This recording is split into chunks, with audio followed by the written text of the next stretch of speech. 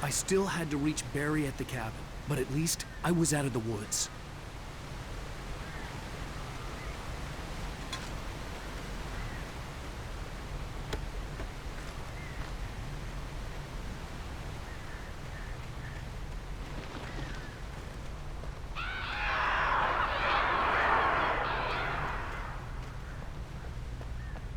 I'd have to get the car from the locked garage. It would get me back to Barry faster, and the headlights were a welcome bonus.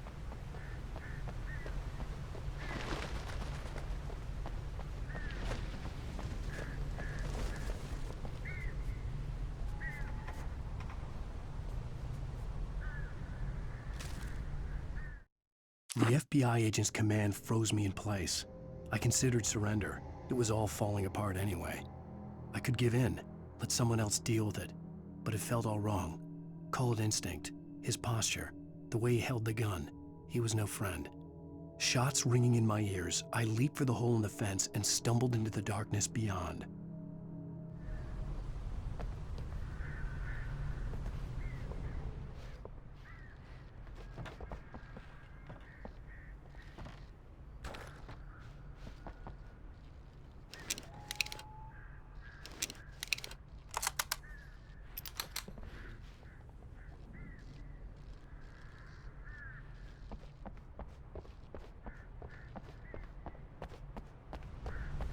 I had to find the key to the garage.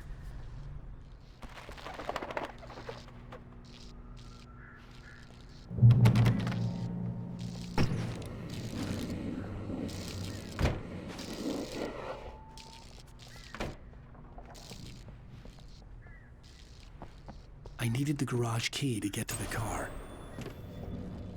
A story is not a machine that does what you tell it. A story is a beast with a life of its own. You can create it, shape it, but as the story grows, it starts wanting things of its own. Change one thing and you set off a chain reaction of events that spreads through the whole thing. The characters have to be true to themselves. The events need to follow a logic that fits the story. A single flaw and the magic is gone. The story dies. Alice dies.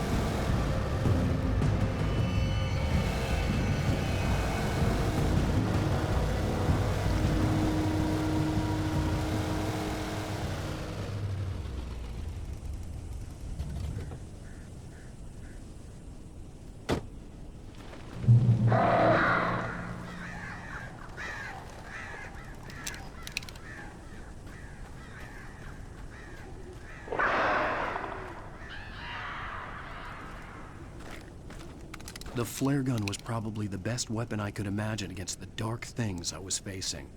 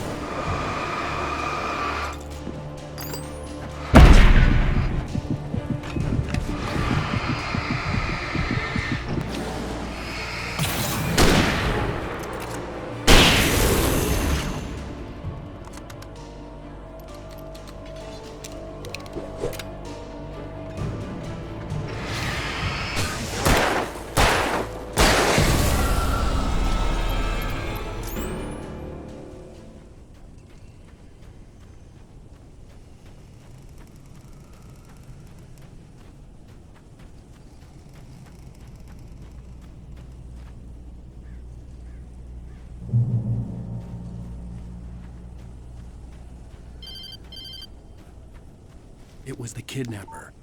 You son of a bitch! Where's my wife? Enough horseplay, Wake. You deliver the manuscript, and you can have your woman back. Simple as that. I don't... Listen. I'm gonna need time to finish it. I still need to write the ending. I need a week. It's not done.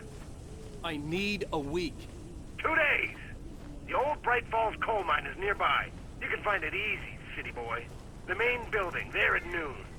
You bring the manuscript, you'll get your wife. Not, well, get me? Yes, I get you.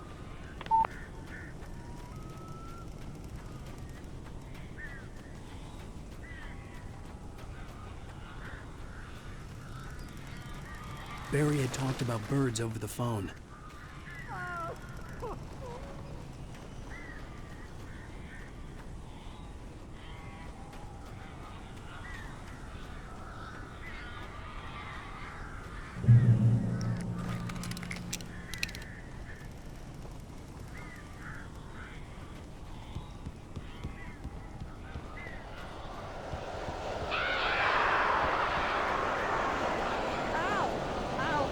So glad you're here. A couple of them got in here before I blocked the chimney. This isn't normal. These birds are weird.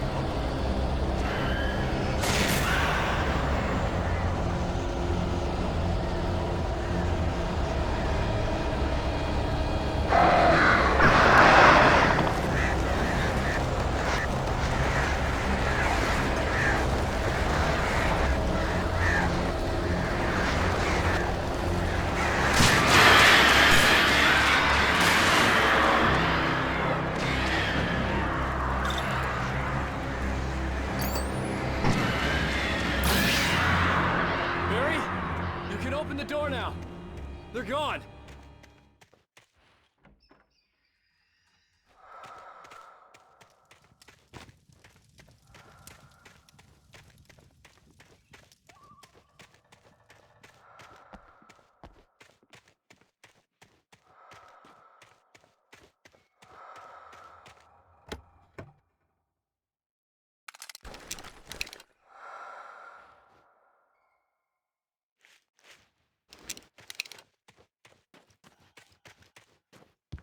Hey, Al.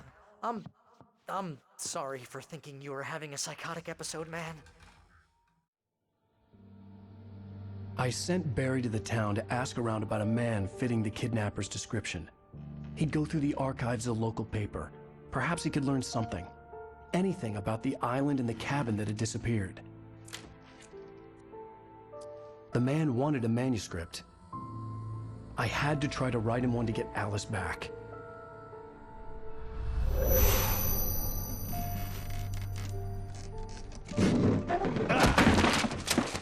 For me, the supernatural had always been nothing but a metaphor for the human psyche, a tool to use in writing fiction. Now, it was happening for real, and I couldn't put a single word on paper.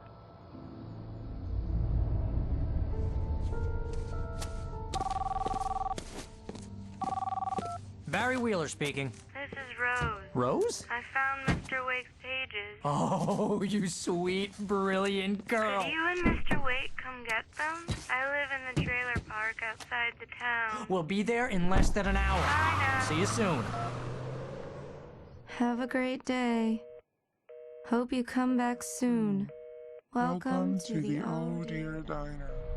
Good girl.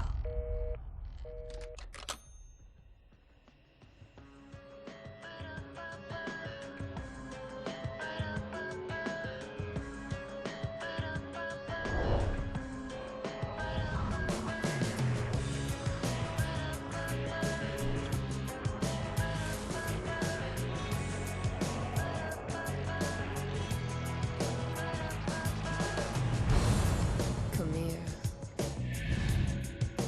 Pretty please, can you tell me where I am? You, won't you say something? Previously on Alan Wake, Alice has been kidnapped. Alan, please help me. Alice? You'll do exactly what I say if you ever want to see your wife again. I can't tell anyone except my agent Barry. Damn it, Barry, they'll kill her! You're my best friend, and I'm worried that you're not right in the head. The ransom is a manuscript I supposedly wrote that's coming true before my eyes. It happened just the way it was on that page. So dark. I have found only a few scattered pages. I want the entire manuscript. The deadline is in 2 days. I found Mr. Wake's pages. Good girl. How the hell did she get her hands on the manuscript anyway? I don't know. She's resourceful. I told you were too hard on her. Listen, I found out all sorts of interesting stuff while I was digging around. Yeah. Mr. Wake, it's Sheriff Breaker. We have an FBI agent here, Agent Nightingale. FBI? He's anxious to see you. You'd better come to the station. Okay, I'll be right over, Sheriff. Let's make this quick, huh? Help you folks? Name's Randolph. I'm the manager.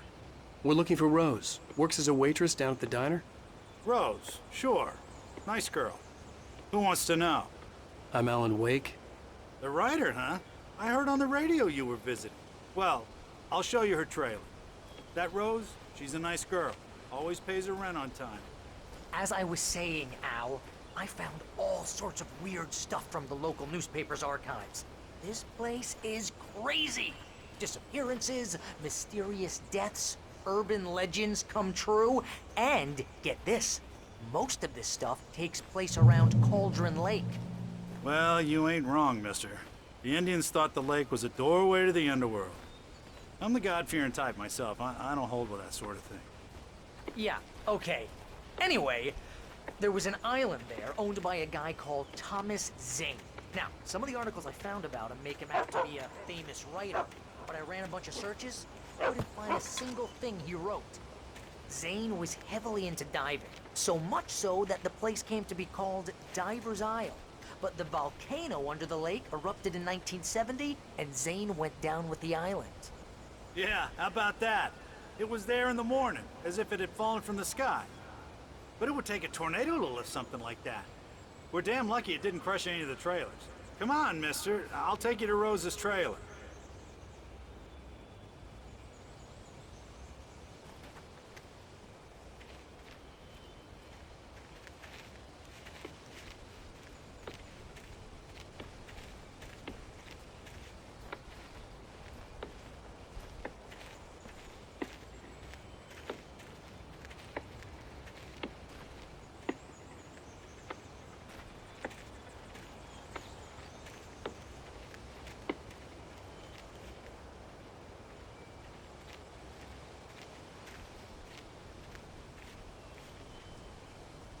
It gets better.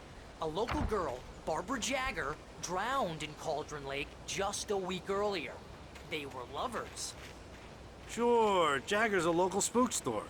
The Scratching Hag comes for you in the dark. Childish stuff like that. Anyway, Al, I'm just getting to the best part. All of the articles about this stuff were written by Cynthia Weaver. I asked around, and she's that crazy bag lady you met. What, the lamp lady? She can be a little loopy, but she's not homeless or anything. Yeah, anyway, she knew both Jagger and Zane before they both died, and she had some kind of a breakdown.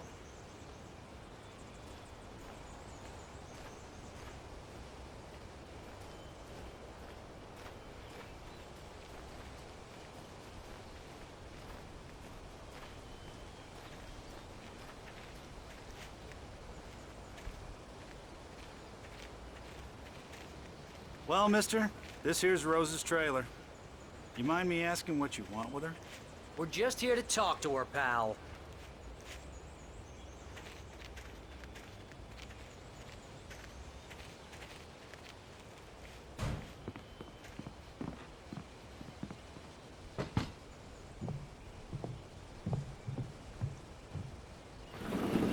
Welcome to...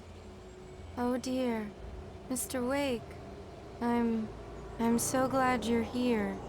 Rose, you have my manuscript? Oh. Oh yes. Yes. Please, come in. Hey, this is really good. Rose, Yes, my manuscript. I really need it. I understand. I know what you need. A muse to inspire you. Oh, for Barry? She doesn't have anything. Yeah, hey, Al? Al, what's... Oh... Barry! What? What?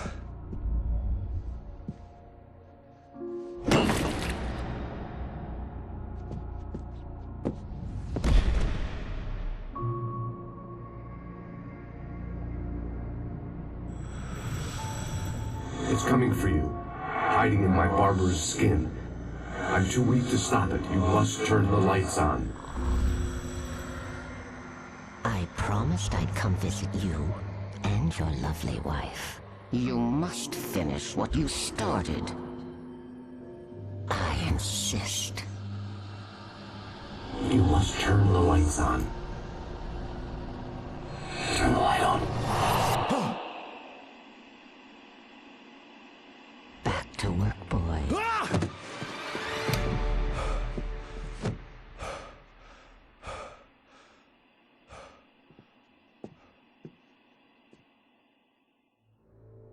I felt nauseous, hungover. Only anger kept me going. I can't tell reality from dream anymore, but it seems I have an imaginary editor to help me. She's an old woman in a funeral dress. I call her Barbara Jagger. She's very strict. I'm writing faster and faster. My manuscript is being heavily revised. The edits are getting very aggressive, and each day there's less of me and more of her. I hate it, but I know she's right. She promises me I can save Alice this way. She knows more of this than I do. About the complex incantation I'm attempting. About this place. She's worked with another writer under similar circumstances, Thomas Zane. The genre of the story seems to be shifting. It's turning into a horror story. I'm getting close. I can feel it.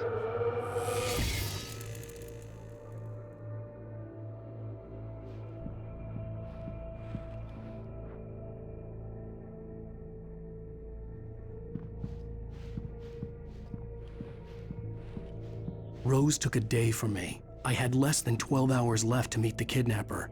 All I could do was get Barry into the car, work something out once I got on the road. Welcome to the Oh Dear Diner. What can I get you today? Coffee? I couldn't work up much hate for Rose. Something had used her to get to me and left its mark. First refill is free. Milk and sugar on the counter there. Would you like to hear today's specials? Thank you. A nice day.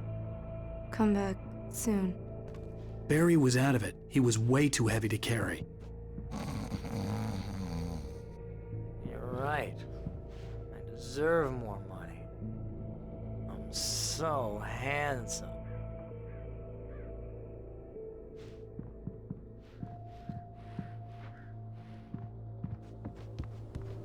My gun and flashlight were gone.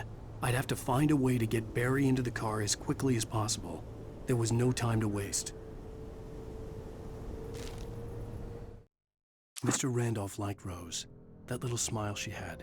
How she was still sweet when life had tried so hard to make her bitter. It wasn't any of his business what she did in her trailer. But those strangers, the writer and his smart-ass sidekick, looked like trouble. And they'd been in there for hours, way past her normal bedtime. He reached for the phone and called the sheriff's station.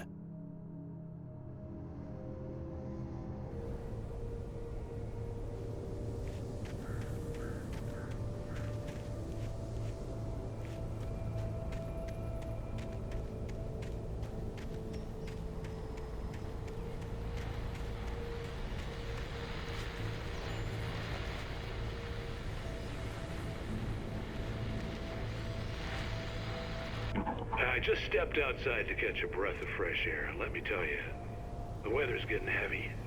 Nights like this make me especially glad I'm here talking to you and not home in bed. Once the weather takes a turn like this, I can't sleep at all. It's all tangled bed sheets and dark thoughts, punctuated by the occasional plunge into nightmare.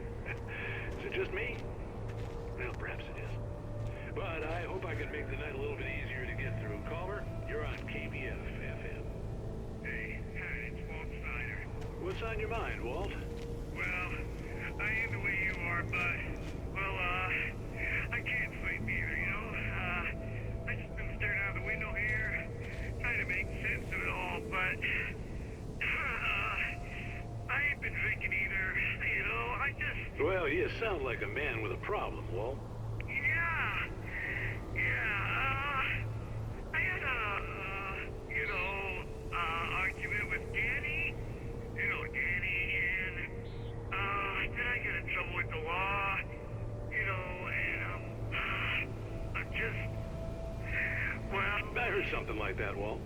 Yeah, well, Danny's my best friend, and, they let me on bail today, and now I'm just alone here at the window, waiting. Man, and there's something in the air tonight, man. I was just outside looking up at the sky above our broadcast tower thinking the same thing. What are you waiting for, Walt? I don't know. Something's gonna happen. So I gotta...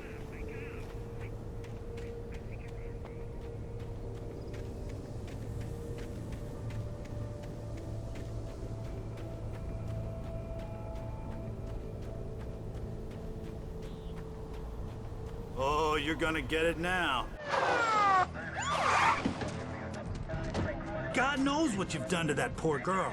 This is Agent Nightingale, FBI! Get him up, Hemingway! You're under arrest! You move a muscle, I'll unload right in your goddamn face! Stay right where you are, Spillane!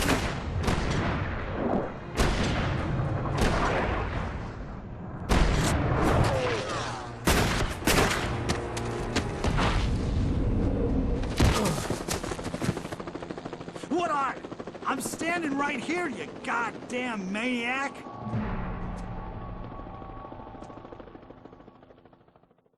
I hated to leave Barry behind, but there was no way I'd miss my appointment with the kidnapper. Give it up, Mr. Wayne. Come on. Make it easy on him. Don't let him get away. Move it, move it, move it. I'll have you shot if you let him get away.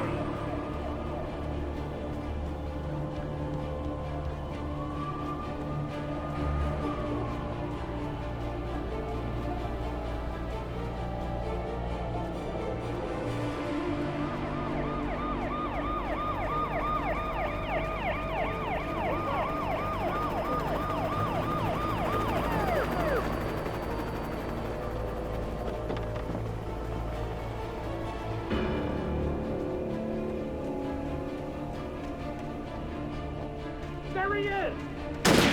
Freeze!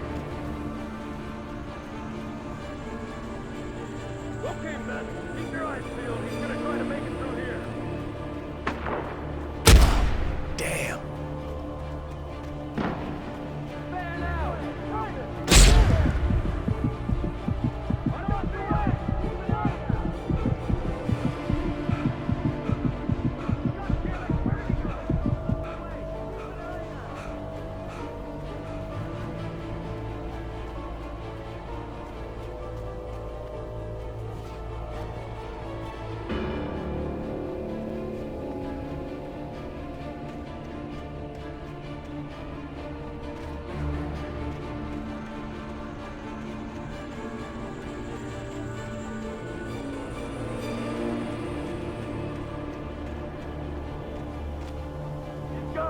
Come on, guys. We need to head him off.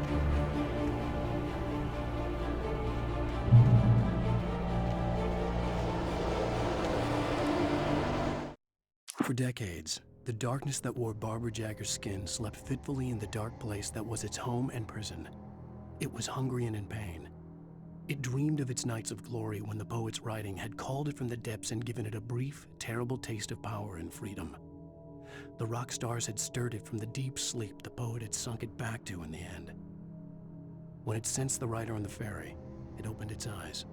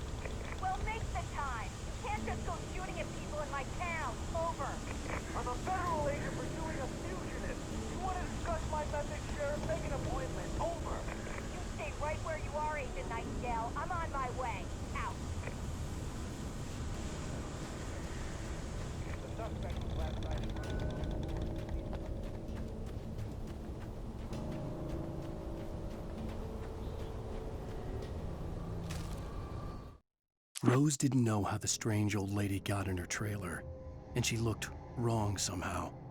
The woman showed her teeth in an approximation of a smile and traced a finger down Rose's cheek. "Pretty girl," she said. Rose felt as if she was falling asleep, but her knees didn't buckle. The crone spoke in a whisper, her words ice cold and dark in Rose's ear.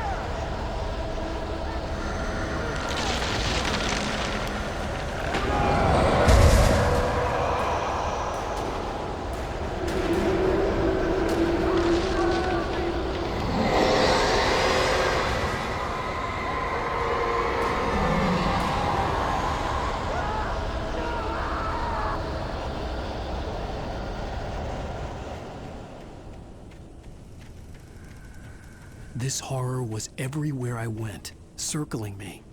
The cops didn't stand a chance. They were after a writer, not a monster.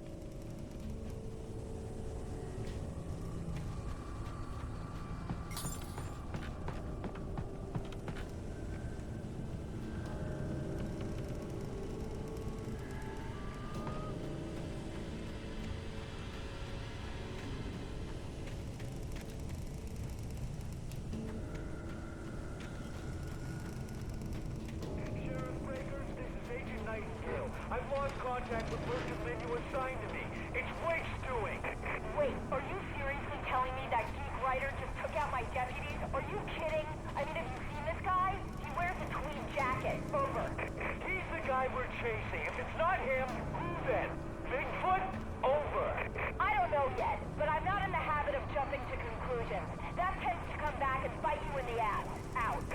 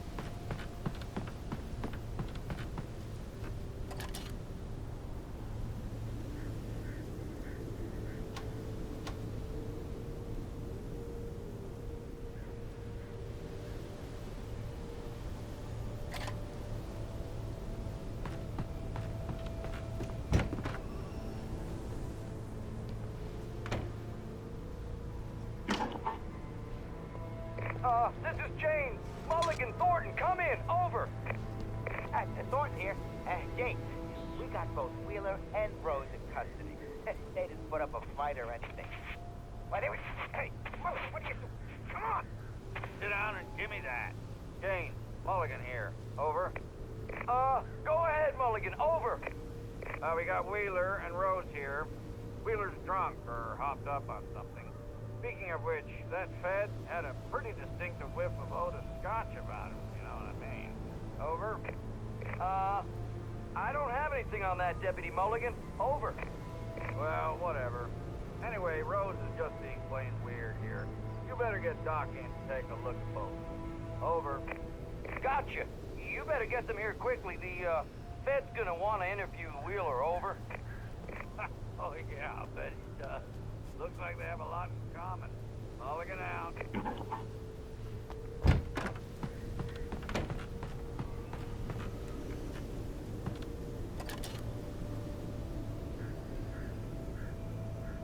I could see the lights of the radio station in the distance.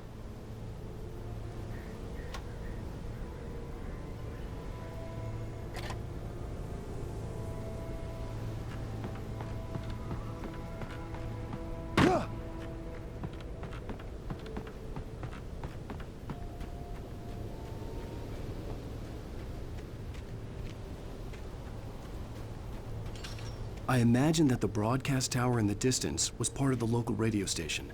Maine seemed like a decent guy. Perhaps he could give me directions to the coal mine.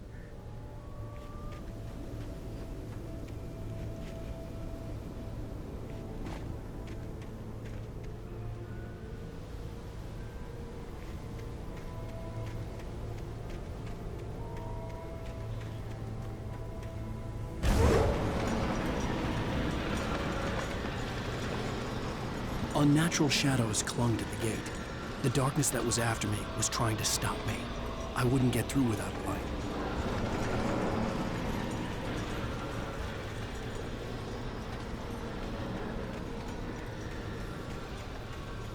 There was no power to the searchlight.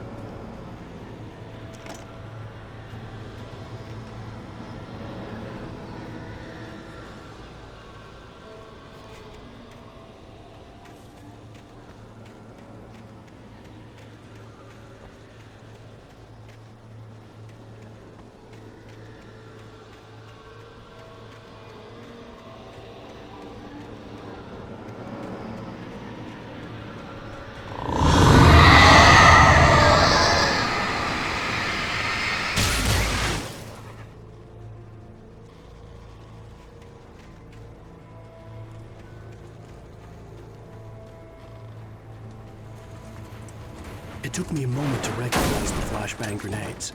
They were an ideal weapon for my situation. Team 1, come in. Over.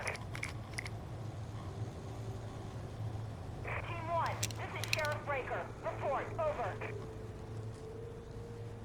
Team 2, come in. I need a report. Over. Come on, guys. Talk to me. Come in, please. Over.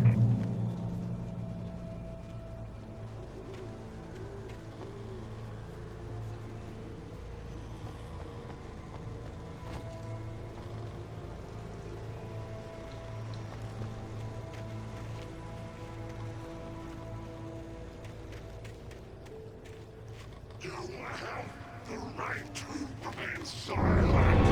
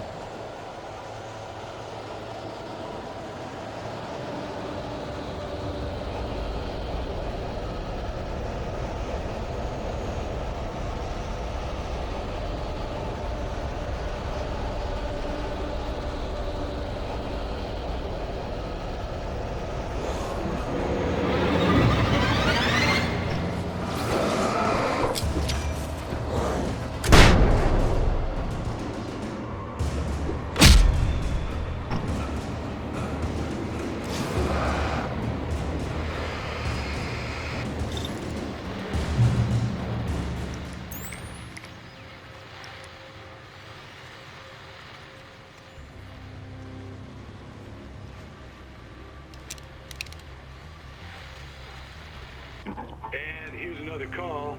You're on KBF-FM with Pat Maine. It's Milt Peabody, Pat. What's on your mind, Milt? Well, I live near the trailer park, Pat, and there's a big ruckus going on over there. Well, that's just up the road from me, too. What's going on, do you know? I don't know, but there's a bunch of police cars there, lots of sirens, a helicopter buzzing around, and I think I heard some gunshots. Gunshots? Yes, sir, like from a missile. So can you find out what's going on? Because it's just next door and they're popping off guns there. They're still shooting?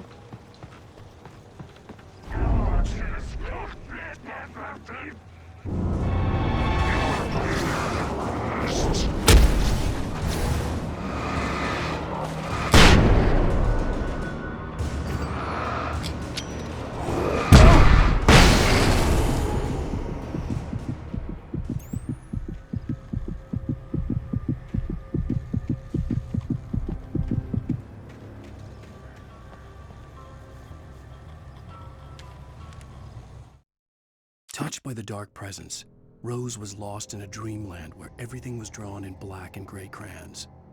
The old lady had promised her that all her wishes would come true. She would be Alan Wake's muse. She was smiling so hard it hurt her face. She crushed a bottle full of sleeping pills into the coffee. Deep down inside, she was screaming in terror.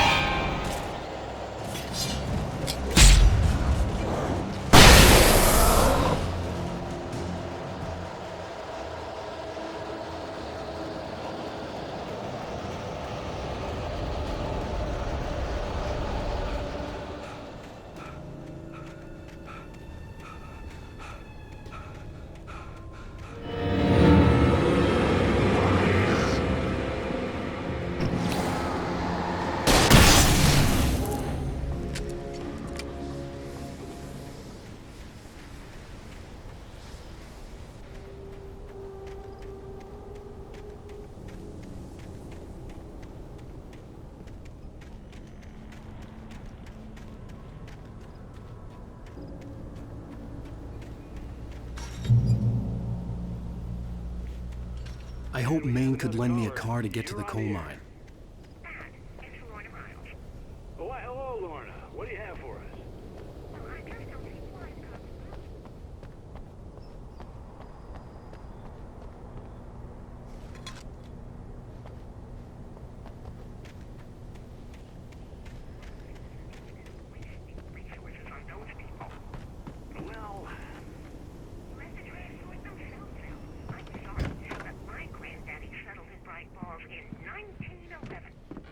Well, well, thank you very much for that compassionate viewpoint, Lorna.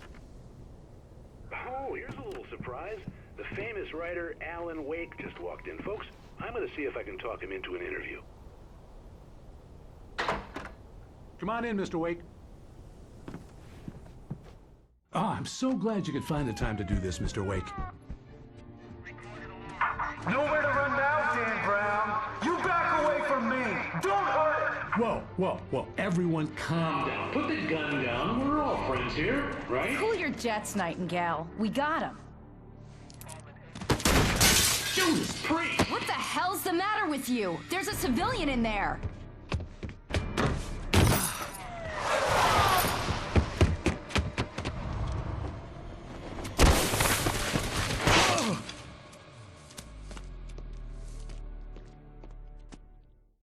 I'll get you yet, even if it kills me. You hear me? You hear me, H.P. Lovecraft? I had fallen off so many cliffs it was ridiculous. That's what you get for naming a book The Sudden Stop. It was probably good I hadn't had the chance to tell Maine where I was going. I'd have to lose the cops and find my own way to the mine.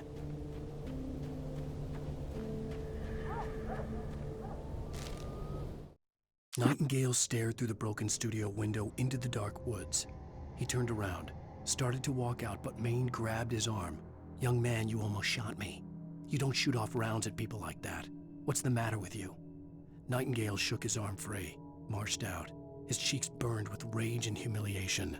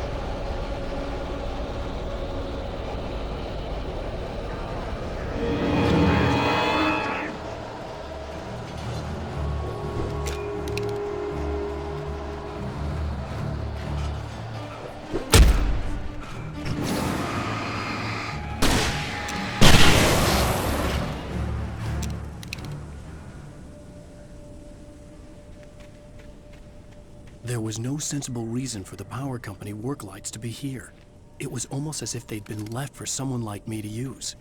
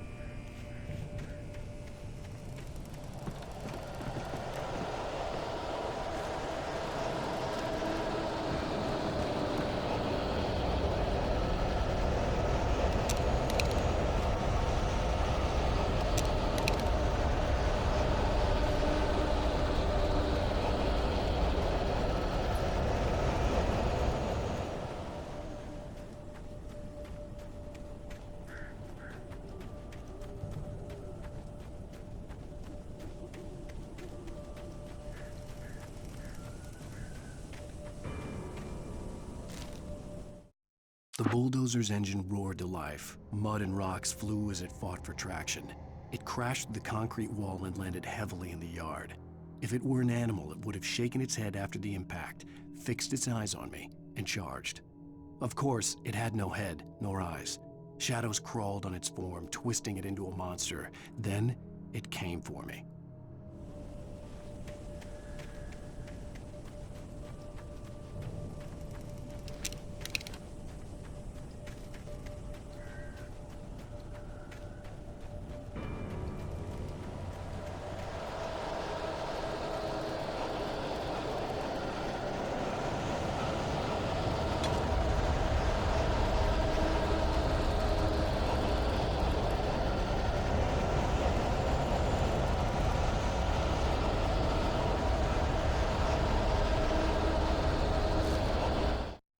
Sarah trusted her gut, and her gut said Agent Nightingale was an asshole. He felt wrong, and it wasn't just the smell of stale booze. It was in the way he flashed his badge, pulled rank, the look in his eyes when he wanted answers. Where was Alan Wake? What was this about an accident? Where was his wife? And most importantly, why did she let Wake go? He wouldn't answer her questions. Federal business was all he'd say.